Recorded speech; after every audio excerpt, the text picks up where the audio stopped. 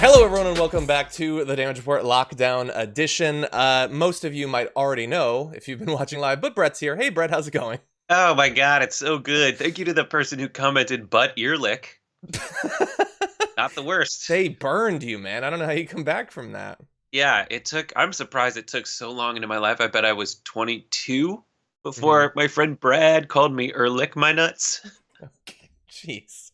Morning, And it's stuck everybody. ever since.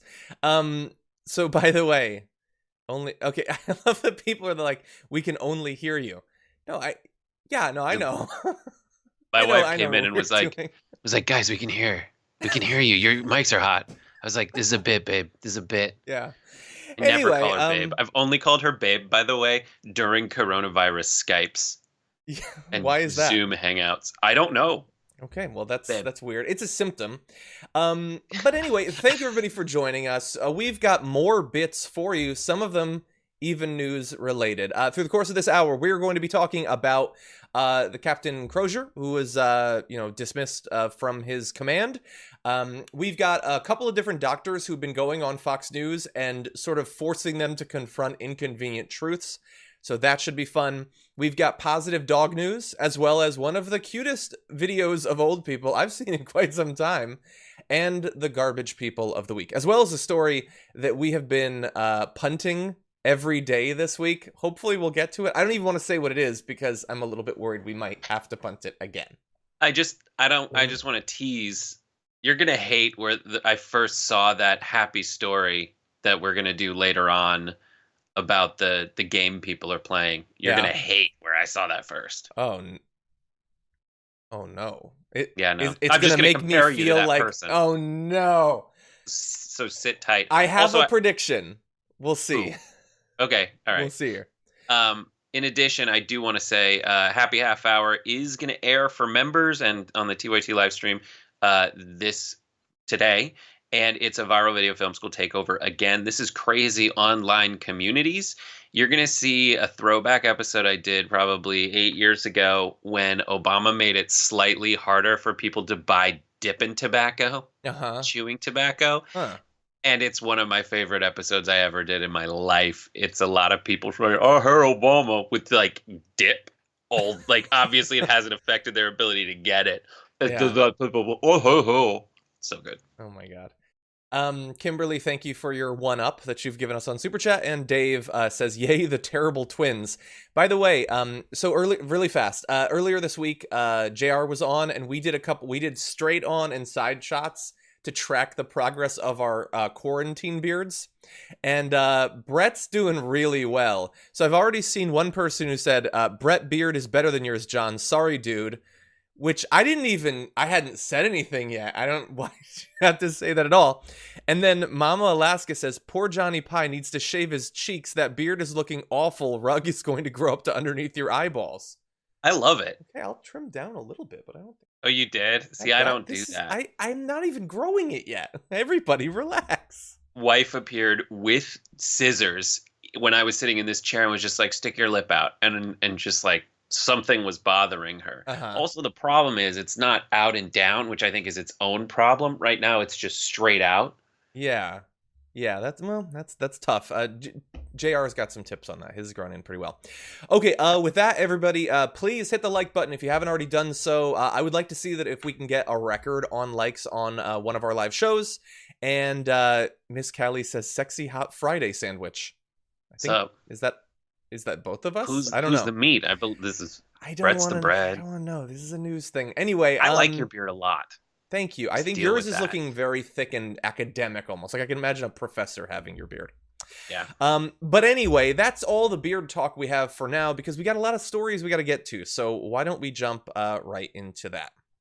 In news that I find incredibly frustrating, Captain Brett Crozier, who commands the Roosevelt, an aircraft carrier with a crew of nearly 5,000, was relieved of his command on Thursday, but he will keep his rank and remain in the Navy. If this story is totally new to you, you might wonder, why is this frustrating and why did he lose his command? Well, there's a reason, and it's related to coronavirus. So the ship, which was operating in the Pacific, pulled into port in Guam last week, several days after multiple crew members tested positive for the virus. By Wednesday, there were 93 positive test results, and more than 1,000 people were taken off the carrier and placed into isolation. So at that point, Captain Brett Crozier wanted to sound the alarm because he felt like his soldiers were that they weren't being helped out by the federal government. It wasn't being taken seriously, and the likely outcome of this would be that more people would become infected, and he would potentially begin to lose soldiers. And so at that time, he sort of sounded the call for help in a letter. I'm just going to read you a couple of little excerpts from it. There is quite a bit if you'd like to find the full 4-page letter. He said at the time, "This will require a political solution, but it is the right thing to do. We are not at war. Sailors do not need to die. If we do not act now, we are failing to properly take care of our most trusted asset, our sailors. The spread of the disease is ongoing and accelerating." He asked for compliant quarantine rooms on shore in Guam for his entire crew as soon as possible. And he also said removing the majority of personnel from a deployed U.S. nuclear aircraft carrier and isolating them for 2 weeks may seem like an extraordinary measure. This is a necessary risk. And when he says that, he means that because the risk is that he will start to lose sailors. And we find out now he is kaput. So, Brett, we're going to have a little bit more details on that. I didn't see this story going in that direction. Kaput, by kaput, I mean... Career-wise. Career-wise. He's alive. He's alive. His Yes. career is not necessarily kaput. He was not, from what I saw, he was not demoted or anything. He was just he lost his command. So Yes. he eventually may be reassigned. But it's just one of those things that's very, very frustrating. And I know that the people in charge are saying things like, he's a really great guy, really like him, I know he was just looking out for his sailors, but we have to remove him for not going through the chain of command. There's a couple possible reads on that. One is potentially that the person in charge of the Navy did not want to do this and was willing to just kind of, respond because, in the movies about this, they do end up demoting whoever does it, maybe, but the audience really wants that person to get the medal and be rewarded. And it's strange that this guy was sent off his ship when his job is to keep his soldiers and do a job that involves protecting his soldiers. And he did that, and he's now losing his job for it. Exactly. And I saw in stories that have been tweeted out about this, I saw presumably Trump supporters attacking him for losing his mind. Why is he freaking out? He's supposed to go with the chain of command. Do any of them, absent the fact that he was being critical, not even directly of Trump, but being critical sort of the response, the idea that they in normal times would be attacking a commanding officer for advocating for the lives of members of the U.S. Armed Forces, that, man, they can be twisted into very weird positions. In this time where we're trying to figure out technological solutions for problems that we have trying to broadcast our shows, there's always the default settings that you have to override. Mm-hmm. And everyone's default setting in this who supports Trump is just keep supporting Trump. Whatever the situation, whatever is happening doesn't really matter. Me being consistent in my logic and advocacy for policy or doesn't matter. It's just support Trump at all costs, which exposes all of their shortcomings as Trump's own policy angles change and his treatment of the crisis changes over time. They end up contradicting themselves instead of saying, listen, we should be looking out for everyone in America, and people who aren't doing that, we should revile. Instead, it exposes that when Trump is looking out for everyone in America, we like it. When he's not looking out for people in America, we like it. Whenever anyone points out his inconsistencies, we hate them. So we're being consistent. Yes. By the way, I'm seeing in the chat that people are taking issue with the fact that we'd refer to them as soldiers as opposed to sailors. There was no disrespect intended in that. The entire reason that we're doing this story at all is because we care about their lives, and we care about commanding officers of theirs who are advocating for their lives to not receive any sort of strike back for that. Now, really fast, before we get into a little bit more of what Brett was alluding to, I do want to play one interesting turn that this has taken. So apparently, as the captain was departing the vessel, here's video of what was happening.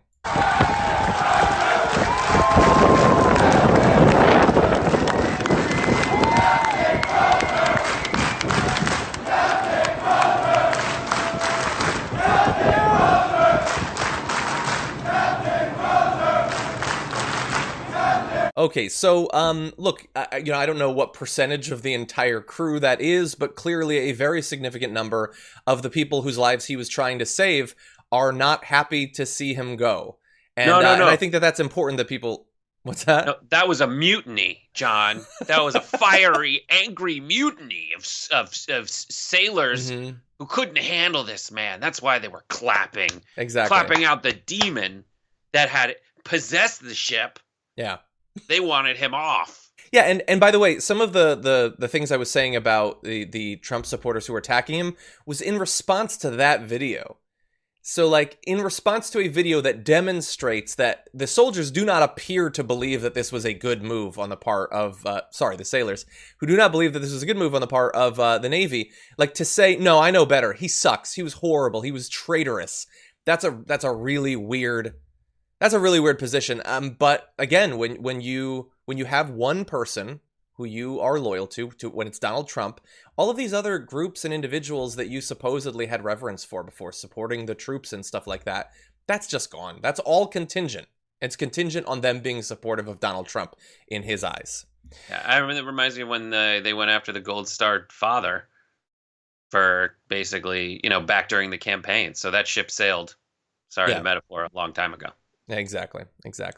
And by the way, the acting secretary of the Navy, I just want to read one or two of these quotes. So, praised Crozier, but said he had concluded that the captain, quote, allowed the complexity of the challenge of the COVID breakout on the ship to overwhelm his ability to act professionally.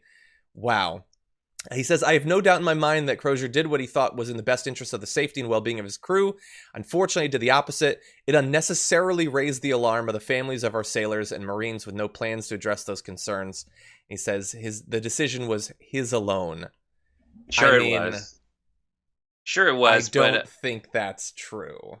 But he was unnecessarily raised the alarm of the families of our sailors is a ridiculous way to put it, without a plan of action in place. Well, he couldn't get a plan of action from you, and so that's why he raised the alarm. Yeah. Because meanwhile, 100 sailors were getting sick from this, confirmed. Yeah, exactly. And like, for those people who were attacking him, like, you remember supposedly what they were so frustrated about when it comes to Benghazi, which was like, our people are there, they're in danger, and the people who were supposed to safeguard them didn't take it seriously, and that's why lives were lost. And so a few lives were lost there.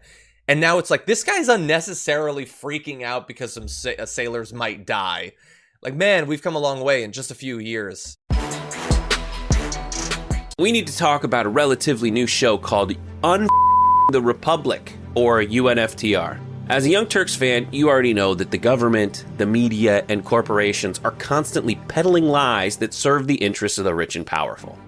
But now there's a podcast dedicated to unraveling those lies, debunking the conventional wisdom. In each episode of the Republic, or UNFTR, the host delves into a different historical episode or topic that's generally misunderstood or purposely obfuscated by the so-called powers that be, featuring in-depth research, razor-sharp commentary, and just the right amount of vulgarity. The UNFTR podcast takes a sledgehammer to what you thought you knew about some of the nation's most sacred historical cows. But don't just take my word for it. The New York Times described UNFTR as consistently compelling and educational, aiming to challenge conventional wisdom and upend the historical narratives that were taught in school. For as the great philosopher Yoda once put it, you must unlearn what you have learned. And that's true whether you're in Jedi training or you're uprooting and exposing all the propaganda and disinformation you've been fed over the course of your lifetime. So search for UNFTR in your podcast app today and get ready to get informed, angered, and entertained all at the same time.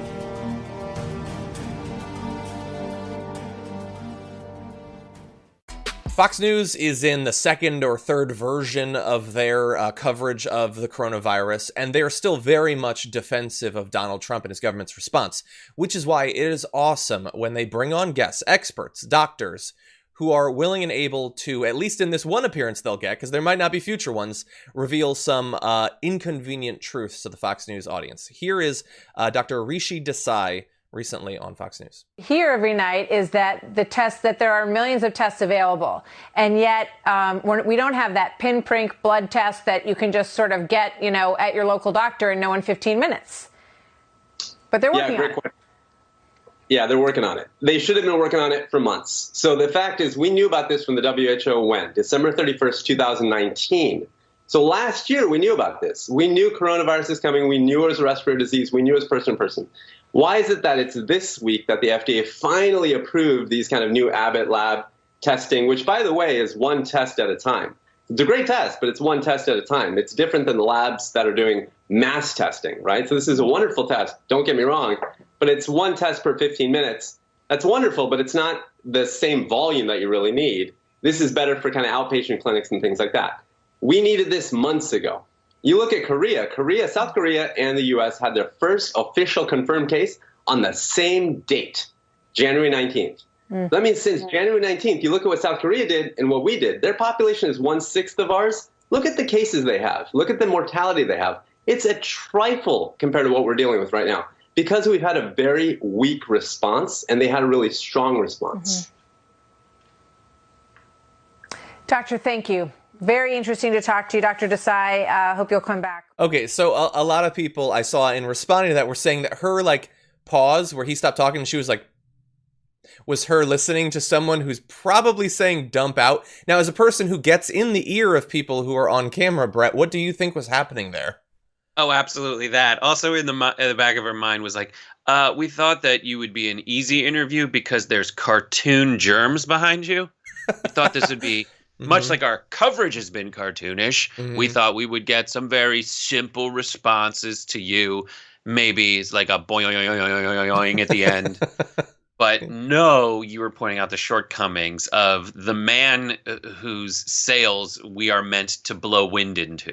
Exactly. And in multiple different areas. So in one, she starts off saying, we hear all the time, there's tons of tests. Everybody's got tests. No, that's not what we're hearing. Governors, the Montana governor recently was saying, no, we're going to run out very soon.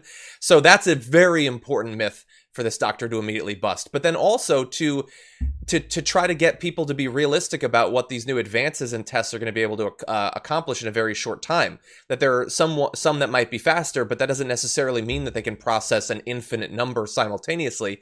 And then to put it in the context of, how we compare to South Korea in this, that sure, they are a smaller country. We should acknowledge that. Although let's also acknowledge that Seoul does not have 38 million people, as Trump said earlier this week, but that they have been far more successful in no small part because they didn't drag their heels and they took it seriously from the very beginning. Whereas here in America, we still have states that are not on lockdown. There's not going to be any sort of federal lockdown, even though Dr. Fauci today said that he thinks there should be. I think that that's more likely to result in him no longer being brought onto the news than it does a national lockdown being instituted by Donald Trump. It's just that the short-sightedness of everyone in the Trump administration is they don't want to create an instant lockdown so that it ruins the economy in very obvious ways. But after that, they don't realize that they're slowing the rate at which we are allowing this to grow, so it grows faster and faster, which will lead to an eventual total lockdown, which will then cripple the economy after a longer time of dragging your feet. So rather than just do it fast, do it effectively, and do it in a way where you have to have faith that people will understand you're acting in their best interests, even though it is kind of a tougher in the short term thing to endure. Yeah. Instead, they end up leading to the same total lockdown, which will happen down the road, which will end up having created a longer window during which we're kind of ruining the economy because we have to. Yeah. and unnecessarily losing more lives along the way. Like 1,000 a day at this point. Right, but like Tucker yesterday was talking about going back to Dan Patrick, the lieutenant governor of wherever it was, and when he did that, he went back and said, "Listen, we should have done this a completely different way. It is mean for people to go after folks like that," and he's just being a douche. Exactly. And so, I saw someone in the comments just said, it's great that Fox was willing to air that. Well, like, they aired him there. They can't. We'll see if they have him on again. I mean, it would be amazing. It'd be amazing if they just put up like technical difficulties with like someone in a broom, like some kind of bossa nova going on in the background. I mean, they basically did as close as they could. By the way, that doctor, Rishi Desai, he said as of yesterday that he believes that he had coronavirus, that he experienced many of the symptoms, including a really bad fever. So just bear that in mind too. Right, but that's another thing, and they want to have it both ways. They want to say that they want to keep the total infection numbers down, so they're not testing everyone. But they also want to say that it's a much lower mortality rate than anyone gives it credit for. But they can't prove that because they're not testing people. Exactly. And they try to have it both ways. Exactly. And so that was one doctor. We do have another doctor for you. So Nicole Saphier, who I believe I have not always really loved her appearances on Fox News. But anyway, she was on with Fox and Friends. I believe this is this morning.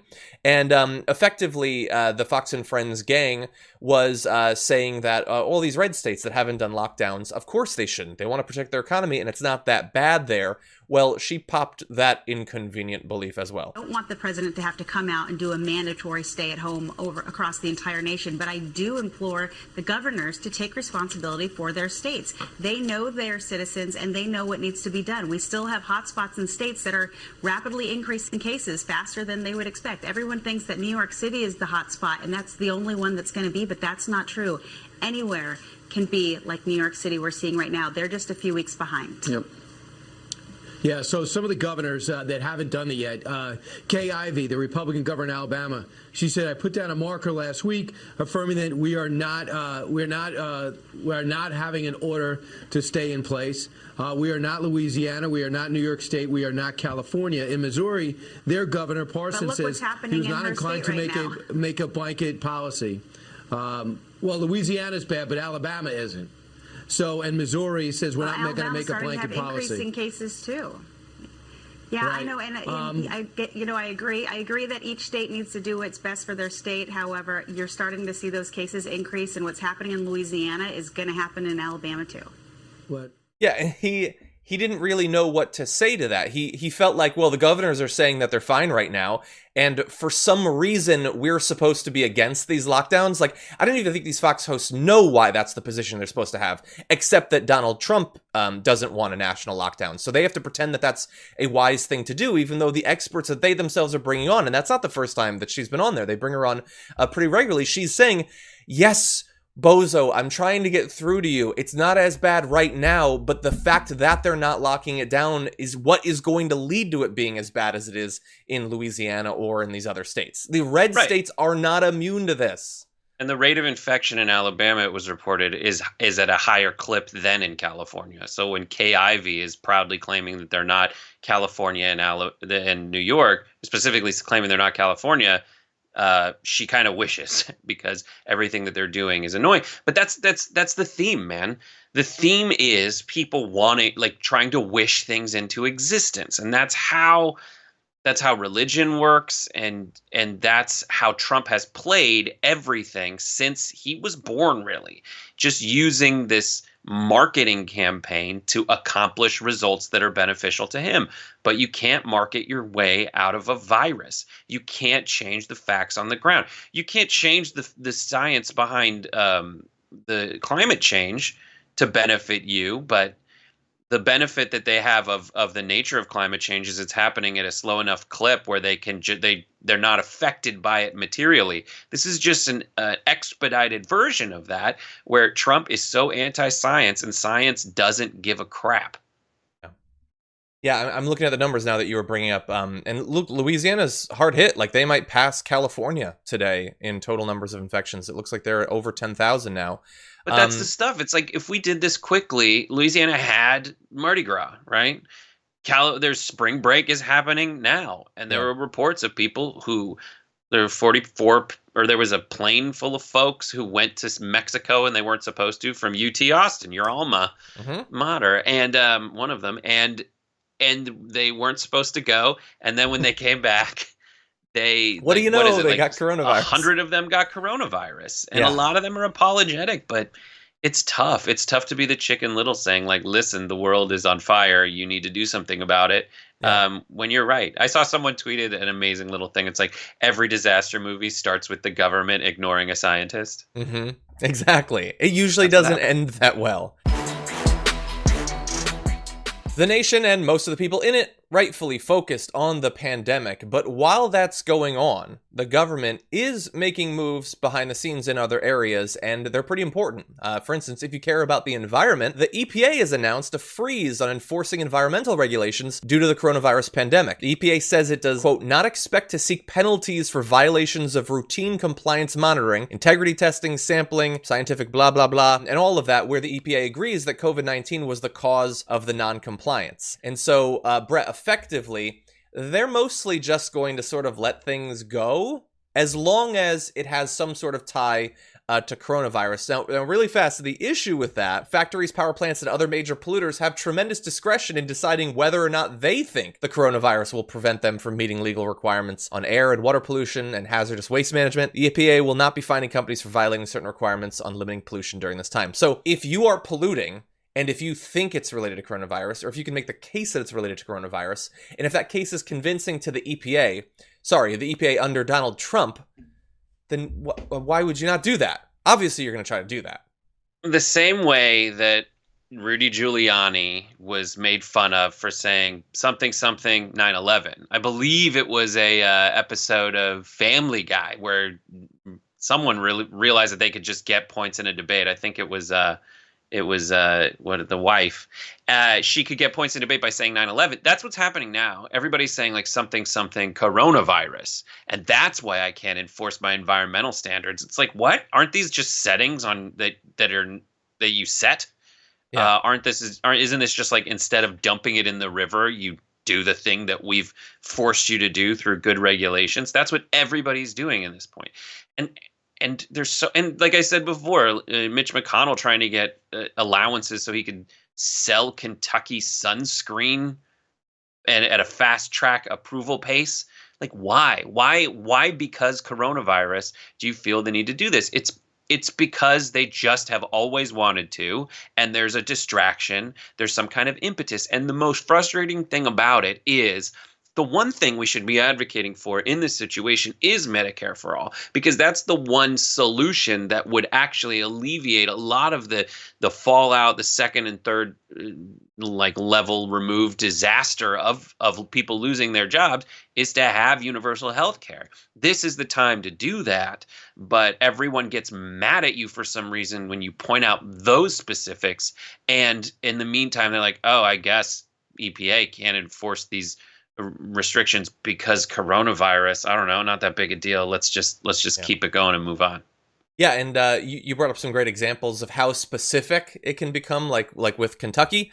So we have a bit more of that. Hours after the EPA announcement, the U.S. Department of Agriculture confirmed a waiver allowing a private company to take over inspection duties at a Tyson Foods beef slaughterhouse. By Friday morning, news broke that the administration was close to finalizing its plan to roll back Obama-era rules raising fuel economy standards on new vehicles, resuming a fight that delighted the oil industry, divided automakers, and revealed a double standard on states' rights as the White House sought to bring California to its knees. And by midday, the administration published a final review of a proposed 211-mile road that would cut through a portion of Alaska's Gates of the Arctic National Park and Preserve and open up an area rich in copper, zinc, and other minerals. So just... what does this have to do with coronavirus? Nothing. It has absolutely nothing to do with coronavirus. I mean, the oil companies are meeting with Trump. Why? To get a handout.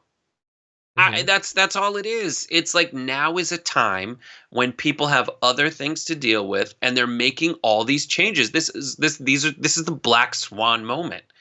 This always happens. It's like when you look at giant changes that happen to industries, it sadly usually boils back down to something like this: gridlock, or someone takes advantage of some kind of administrative loophole and changes things forever. But in this situation, is there any way that we can stop Trump from rolling back fuel standards? Like what? And the Tyson chicken example, it's not like because of coronavirus, no one's going in there to check the beef. It's just they gave it to a private company. The same way that they've been rolling back inspections of food quality.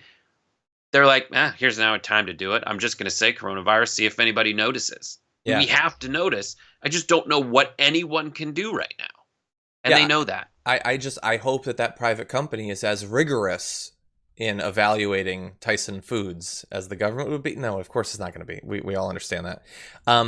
Yeah, so what we're seeing is, in all of these examples that you've given, that I'm given, it is that in these times of emergency, people without power and resources suffer, and those who were already well off will make far more money under these situations. Like the senators are going to be making tons of money. Like more came out about Kelly Loeffler today.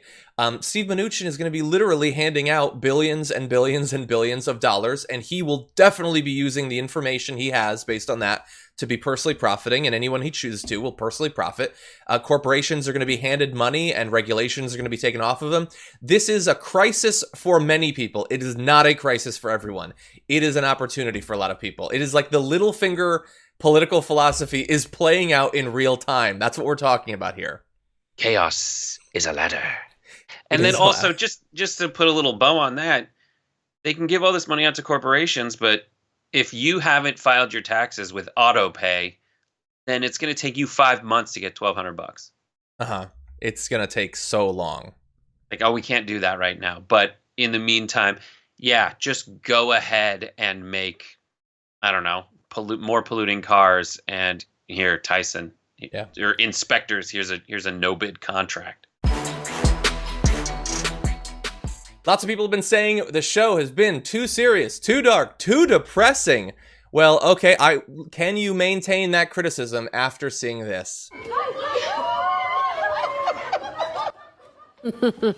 Those are the self-quarantine residents at a senior center in Wales. And guess what? They're playing the popular Hasbro game. You may remember it, Hungry Hungry Hippos, in real life. So, as the Today host said, they're playing the Hasbro game. I mean, sort of. But a bunch of seniors in a community housing place like that, like, acting out, like, huge-scale Hungry Hungry Hippos. That just looks like fun even without a pandemic, you know? Yeah. I can't believe the Chiron didn't say Hungry Hungry Hip Replacement. That's all. That would be the lower third on the main show. I think they were trying to be more positive. In the dead of night, couldn't sleep, and so I went on Ivanka Trump's Instagram, John, and saw that. Ivanka Trump was the location that I teased earlier where I first saw this. Was that your guess? No. Who did you think it was? I'm not going to say who I thought it was, but I will say I was worried it might have been, like, if it was, like, Tucker Carlson wanted to show something positive, that would have killed it. I don't mind it being on Ivanka so much. I'm editing a video currently that I keep giving up on at night, but it's just a nice little tour through Ivanka Trump's Instagram that everybody should watch for. Mm-hmm. It is not all Hungry Hungry Hip Replacement. It's a lot of terrifying photos of her husband. But yes, that's great. It's great to see people in lockdown inventing new awesome games.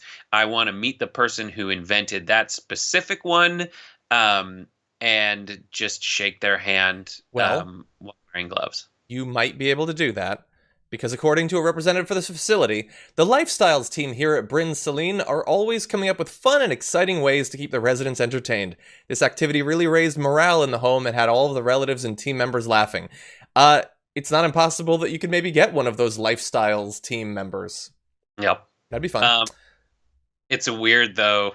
I don't know. I see that's the difference between like my show and John Krasinski's show is that mine I can't bring myself to be genuinely happy about certain things. Like there's ridiculous things that I love. This one isn't even that because I just like why don't they just play Hungry Hungry Hippo? Because this is bigger and more fun. Because why do people Grandma a hippo? We can make Grandma a hippopotamus. She's like the game piece here. Man, the host of Happy Half Hour is Buzz Killington today. Why do you sit in your chair and have people push you down a hallway? Why not just close your eyes and imagine it? Because it's fun, and bigger things are fun. That's why big chess is so much more fun than little chess, for instance. Mm-hmm. But anyway, thank you, Brinslin. More fun than little chess. Exactly. I know things have been dark lately, but I have some good news for you. In fact, 3 pieces of good news, all having to do with dogs. And the first has to do with New York area shortages. And so you've probably heard a lot about the lack of ventilators, the lack of masks and other personal protective equipment. Well, I'm sorry, but I have to report that according to Muddy Paws Rescue and Best Friends Animal Society, they're reporting that shelters they work with are either all out of or almost out of cats and dogs after a surge in applications of as much as tenfold in the past 2 weeks. According to the American Society for the Prevention of Cruelty to Animals, they said its LA office saw a 70% increase in animals going into foster care, and Best Friends said many of the shelters it partners with across the U.S. report the same phenomenon. So they're running out of animals to give you, which is just great news because what better thing to get you through this than a cat or a dog? You got to breed them. Let's just start breeding them. That's what we have to do. Supply and demand, capitalism, catpistolism, I don't know. We need the Defense Production Act to be levied against corgis. I don't know. We need more of them fast. GE needs to breed pups. I love it. I think that's fantastic. And if you run out of cats and dogs, you can always start your own tiger zoo. Just watch the documentary Tiger King. It's essentially a how-to on how to create a giant empire of, you're the king of beasts. Exactly. I haven't seen the end, but it seems like a pretty good business model. It seems Even though go well. Spoiler alert, the first episode tells you how it ends. I only watched the middle episodes, actually, and the end. I didn't see the beginning. Anyway, there's a little bit of potential bad news to this first bit of good news, though, and that is that rescue organizations worry they'll soon see the opposite problem, a rise in surrendered pets as many Americans lose their jobs. Shelters may be asked to take in more animals than they have room to house. But hopefully these two problems might cancel out, and the people who have at least some resources and need some sort of emotional support, stress relief, animals have all these documented things. Maybe we'll do more on that in another video. Could help for people who can no longer care for their animals. But having an animal is definitely a good thing. I advocate for it. Yeah. Jason Carter got a dog. He told me yesterday. Mm-hmm. And it's adorable and lovable. I want to see it. No. Oh, sorry, okay. I can't. Okay. I can't betray his trust like that. Bit of good news number 2 having to do with dogs. That is that there is no evidence that a dog, cat, or any pet can transmit COVID-19. This is according to the WHO. If you are worried, because there are some coronaviruses actually that can affect dogs specifically, and it's not impossible that this one could, but so far there is no documented evidence of that. So while you have to keep yourself safe, at least one less thing to worry about, your animal companion is probably going to be okay during this. Goes counter to some of the things I was reading today, John, which are cats are particularly susceptible to COVID. So you seem to be pretty much of a dog person and almost a cat genocider. Well, I mean, according to the WHO, they have no evidence of cats transmit, either. Not contract. Okay, well, it's a bit of good news. But yes, do more research. Thank you, Brian. I would like to say, and now that I brought everyone down... No, it's not down. It's context. It's important. I know, but I would just say do some research before you go out there thinking your cat's going to be safe from your bad decisions. Though then again, the cats do eat the people after they die, so I guess it's like 1, 2. My favorite happy story out of all of this, before we go back to adorable pictures of dogs wearing hats, and that's a tease to keep people around, is that in England there is a medical fetish company that sells masks and scrubs and actual medical equipment, and the NHS is under supplied. And so this, I think it's called MedFet UK, is actually donating a bunch of the N95 masks from their fetish collection to people at the NHS so that they can be protected from COVID. That's a good call. Their skin staplers are still available, and they're selling those, because I don't think it's just the like sexy nurse outfit. I think it's people who actually like to get like their skin stapled for the pain of it. Anyways, they are doing nice things, and it's amazing that they are donating from a fetish company. Exactly. We did a top 10 list, by the way, of people who are helping to make this a little bit easier. Maybe that should have belonged there. Maybe we'll do an updated one. Broken yet, John? I'm not a psychic. Okay, well, we'll do a second. I already gave you the cat thing. I can't keep saving the show. Okay, no, I need you to. That's what you're here for. But if you can't save it, how about some suggestions for ways to get by these long days of lockdown? You're on social media anyway. Why not follow some dogs? And so here are some suggestions of awesome dog Instagram accounts to follow. One is one that I go to literally every day, and that is The Geronimo Show. It is this little Australian shepherd that is the cutest, most emotive animal ever. Go to The Geronimo Show. Super adorable. Great photography. I love it. I love it so much. Okay. Number 2 is... I have no comment about that. This is... Well, what about this? Aspen the Mountain Pup, who is one of the most dignified, classic dogs I've ever seen and knows how to wear a hat in a time when the answer, if most people ask, should I start wearing hats? Usually the answer is no. But if you're Aspen the Mountain Pup, yes. Never stop wearing hats. Always be wearing hats. Number 3, this one is chosen to honor the memory of Sam Shocker, who is alive. She's just not here. That is the account Boop My Nose, which is... Weird way to say that, John. She likes to boop things, remember? But honor the memory. Because she used to be here and she's not anymore. She's alive. She's doing great. Don't say anything that after... You just were like a trending Twitter topic there now. You're like, Sam Shocker's trending. And everyone's like, oh my God, why? Is she dead? No, she just had a baby. Little baby Miles. Yes. Is doing also well adorable. There in Colorado. Anyway, Boop My Nose is an account not of one dog, but of the close-up shots of noses for many dogs. And so, follow that every day. New dog nose. Who doesn't want that? And then Brett seems oddly not interested. I'm basically choosing these because I can imagine these being on Happy Half Hour, especially this one. This is Stop producing my show and produce your own goddamn show, John. Dogs in Food are awesome photoshops of dogs being integrated into food products. I love it. So that's a fetish site. I don't think you're supposed to get anything out of it in that way. But hey, if it makes it a little bit easier to deal with this isolation, especially if it stretches on, go to Dogs and Food. Go watch some dog boops. Follow HHH on TYT. Alex has been curating quite an amazing amount of great things like this. You just need to go to it. HHH on TYT. Do it now. Do it now, and then comment, because I can see the comments, because John and I are sharing the stream on my John's sharing a stream with me, so I need to see that you have confirmed that you followed HHH on TYT.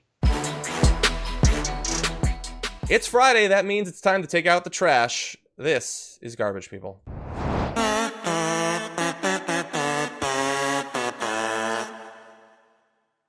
Okay, Brett. You, I don't think, have a can, but I have a can. Okay? So we have both selected people that we believe exemplify being garbage this week. And we didn't decide who was going to go first. So why don't you go first this time? Oh, I see your rundown, Trey. Okay. So my garbage person is... Kenneth Copeland, evangelist extraordinaire. You've got to love Dr. Kenneth Copeland. I think he calls himself Dr. Kenneth Copeland because it's a made-up doctorate he has in nothingness. He, I really should thank him because he declared coronavirus dead. We have a small clip of it. Yeah. Okay, let's go to that clip. You will destroy through COVID-19. No more! No more. No more. It no more. is finished. Finished. It is over. It's beginning to draw up and shrivel and disintegrate. Yes. At exactly 12 noon on the 29th day of March. Oh my god. Yeah, the audio was a little bit low there, but I love that they've pinpointed the time of death for it, that they've described how it died. It shriveled up and then disintegrated. It's so ridiculous, but like that, but I was gonna say that that's a great feat, but then I thought about it for a second and realized that that is absolute nonsense. You think? Yeah, I think so. All the evangelists are trying to say, listen, don't listen to scientists. You need to listen to me. I will protect you through faith against coronavirus, instead of having people like wash their hands. There was another guy who said like Purell is for pansies in Europe who are evangelicals in Europe, and ministers who are saying you should wash your hands and cancel services. There was another guy who planned an Easter Woodstock type blowout of people coming together. But it's like, it just reminds me of the old joke where it's like, there's a guy, he's drowning, and he's like, oh, God will save me. And then like a log floats by. He's like, no, God will save me. A boat comes by. No, God will save me. Like a helicopter comes down to pick him up. No, God will save me. And then he dies and goes to heaven. And he says, God, why did you let me drown? And God's like, what are you talking about? I sent you a log, a boat, and a helicopter. And that's what all these people are doing. And it's another one of those like quicksand type events where you want to struggle with it. You want to think it through. You want to communicate to these people and like engage them. But the more you do, the more you realize you've already lost. Like, people need to follow the advice of scientists. You can still love the Lord and wash your hands. Yeah, if he didn't give us Purell, who did? That would be my question. Intelligent design of hand sanitizer. Well, a bunch of distilleries are now making hand sanitizers, so they're giving us hand sanitizer. I guess Tito's gave us hand sanitizer, perhaps. Okay, that was a great garbage person. I have another. I want to quickly say, and I was bringing up my notes for garbage people. That's what broke the entire thing. So I did consider a lot of different people. There were a lot of suggestions. Many people said either Whoopi Goldberg specifically or the women of The View for this week. And I would have chosen that, but we talked about it at length yesterday with Benjamin Dixon, so I don't want to do the same thing. There were other people who were definitely asking for it. Jared Kushner yesterday I thought was the worst, but I'm going to have to go with this individual. So this is Brian Kemp. Governor of Georgia is going to go in the trash so that I can put this down because it's unmanageable. This is actually a suggestion from candidate Nabila Islam, who's a friend of the show, and so I want to show you why he deserves that position in the trash. So take a little listen to this and realize that this was in the last 48 hours. What we've been telling people from directives from the CDC for weeks now, that if you start feeling bad, stay home. Those individuals could have been infecting people before they ever felt bad. Well, we didn't know that until the last 24 hours. And as Dr. Toomey told me, she goes, this is a game changer for us. I'm really kind of stunned by what he said, because we've known that for quite some time, haven't we? Anderson, this is inexcusable. I mean, it's just inexcusable. He said, we've just found out about it. No. I mean, I read an article from January. New coronavirus can cause infections with no symptoms and sicken otherwise healthy people, studies show. He just found out about it yesterday. He's in charge of the statewide response to it, and he doesn't have the sort of knowledge that, like Sanjay Gupta was saying, his kid knows about it. Yeah, it's these people are in charge of the country. This guy ran on a platform not too dissimilar from all the things he's doing wrong. Like, this is a guy who's like, I got a truck so I can round up illegals. I got a gun so I can. And this is a guy who, in one of his commercials when he was running against Stacey Abrams, had a shotgun across his lap, pointed at a 12-year-old, or at a 16-year-old kid, saying, "Don't hunt my daughters, or I'll hunt you." And it is that kind of proud defiance of rational thought and any kind of intellectual curiosity that, unfortunately, is your responsibility, buddy, when you're the governor of an entire state. People put their faith in you, but that is wildly bad decision. Yeah, I imagine how much better off the people would be if Stacey Abrams had not had the election likely stolen from her back in 2018. Like because he was the Secretary of the State at the time. Exactly. Got rid of a lot of votes. Exactly. Everyone, take a look at our videos from the time. Savita says this segment should be the whole show. I mean, it kind of is, honestly. We don't always take up the trash can, but it generally is what the show's about. Yeah, I mean, look, he's in charge, and he's like, is he even being honest there? Did he find out about it yesterday? He doesn't have a doctor who's talking to him.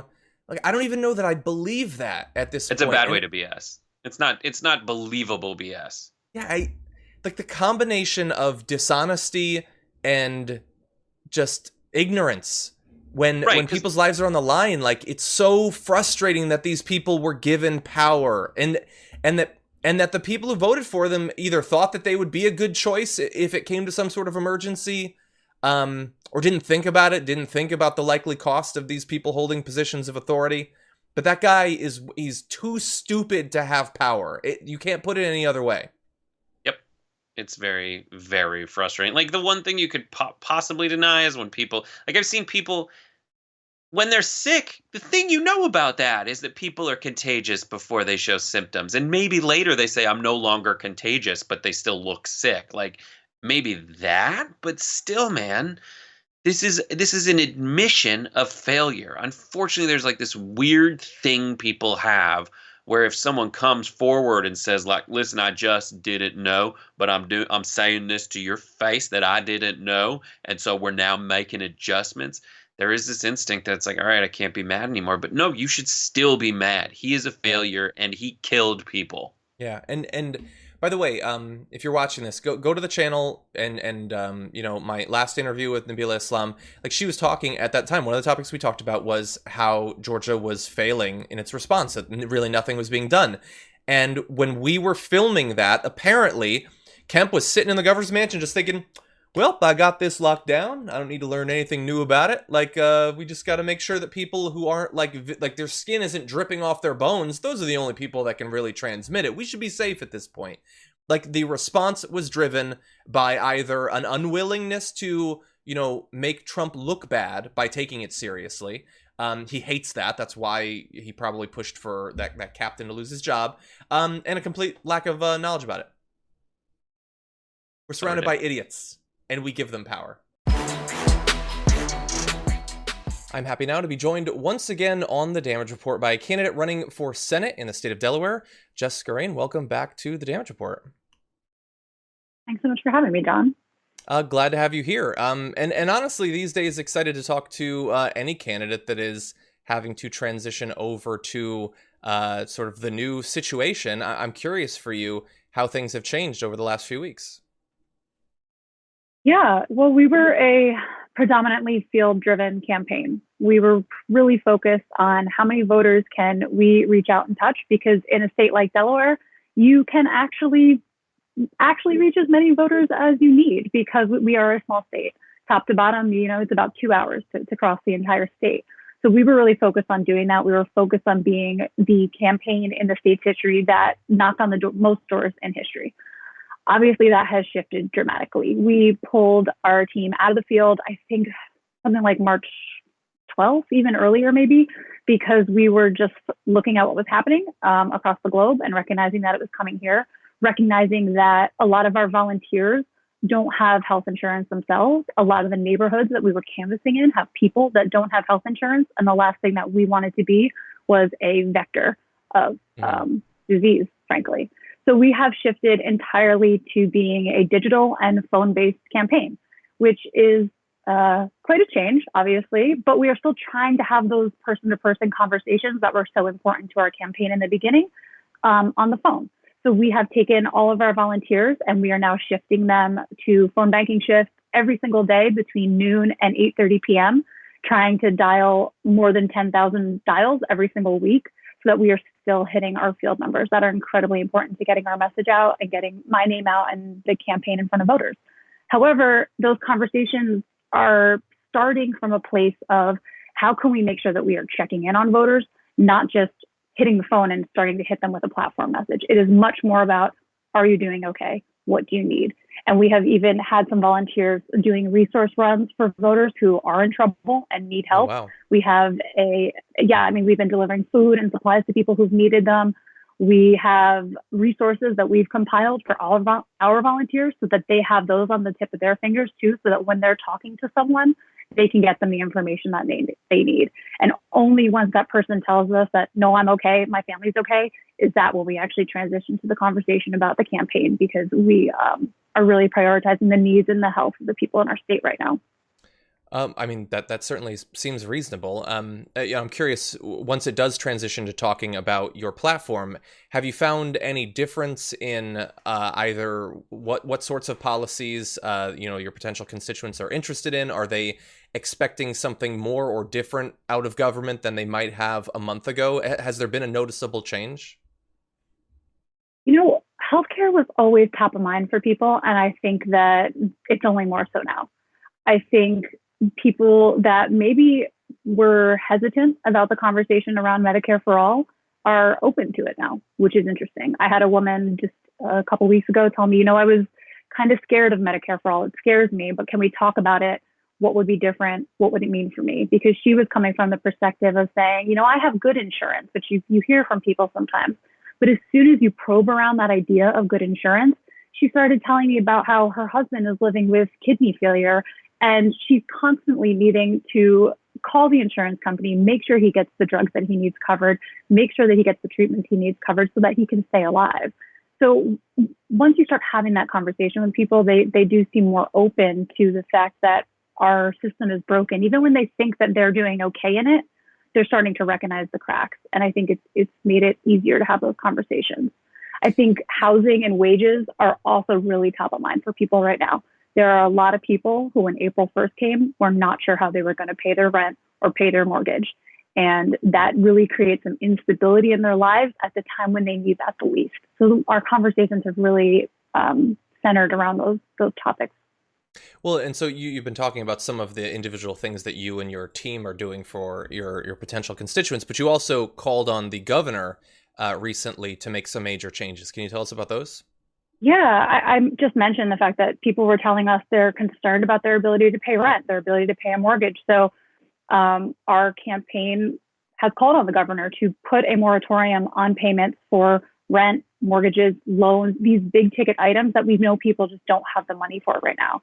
What we have in Delaware, which is a great first step, is that people cannot be evicted or foreclosed on we're in a state of emergency. So during the state of emergency, those proceedings can't be pushed forward against anyone. That's a great first step. However, 30 days after that state of emergency is lifted, those proceedings can start again.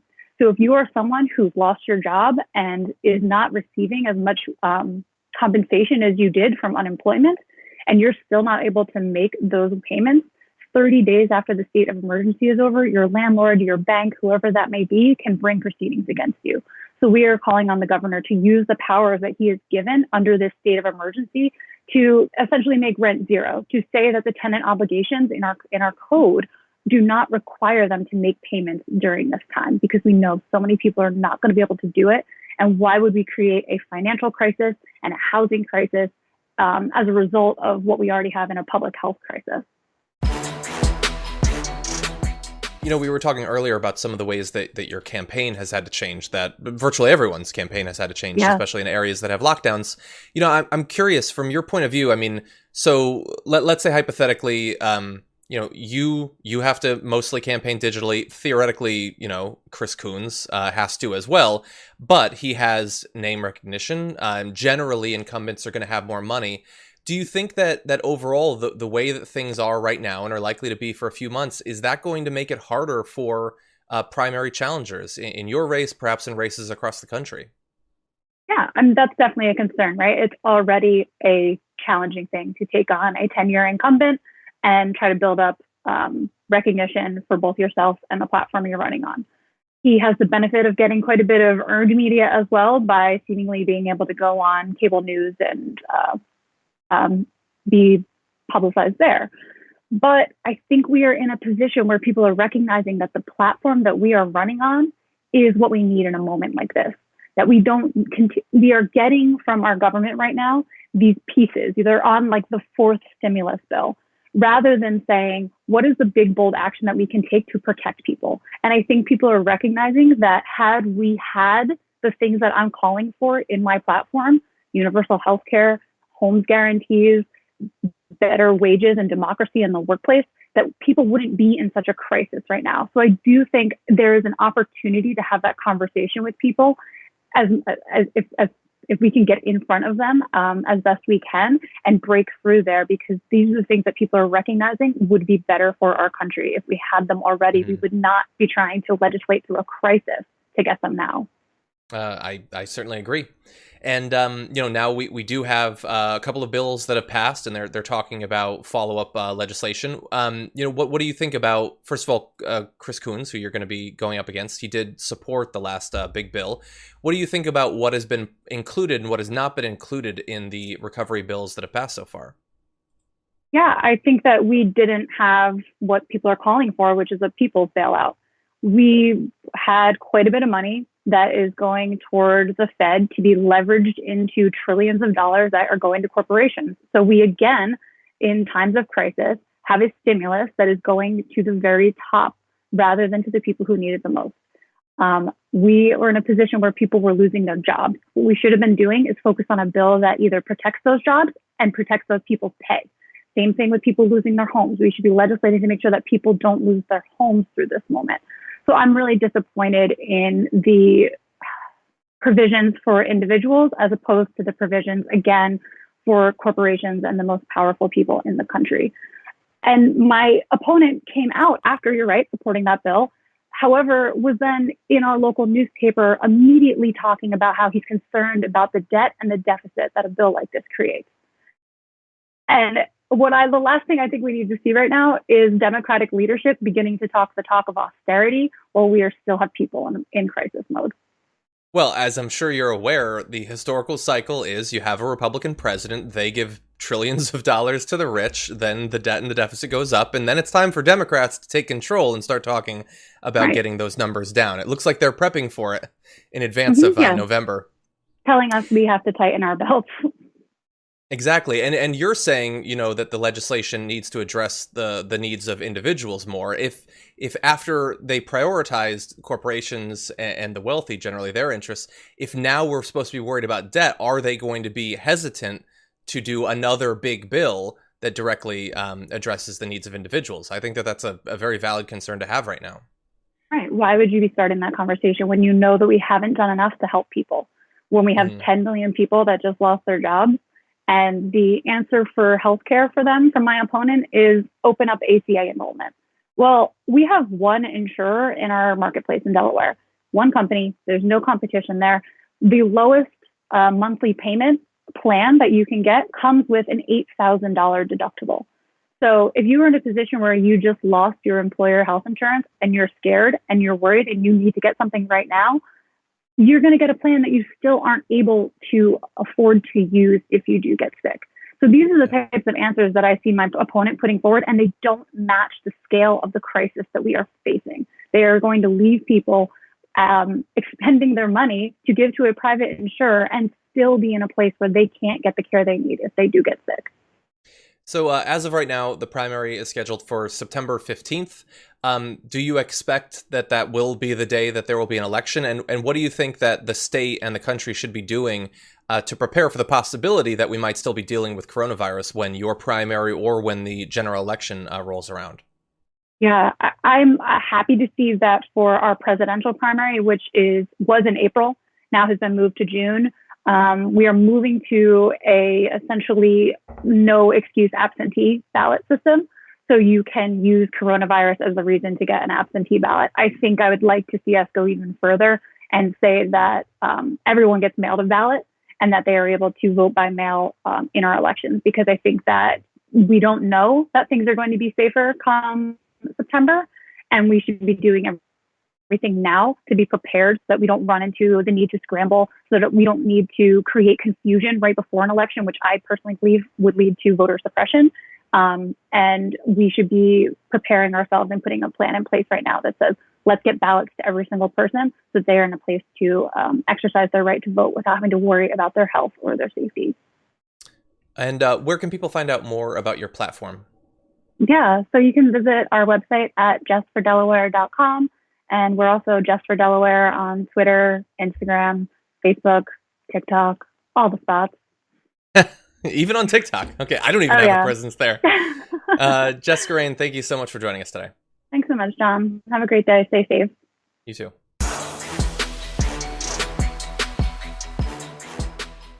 Thanks for listening to the full episode of The Damage Report. Support our work, listen ad-free, access members-only bonus content, and more by subscribing to Apple Podcasts at apple.co/TYT. I'm your host, John Adarola. I'll see you soon.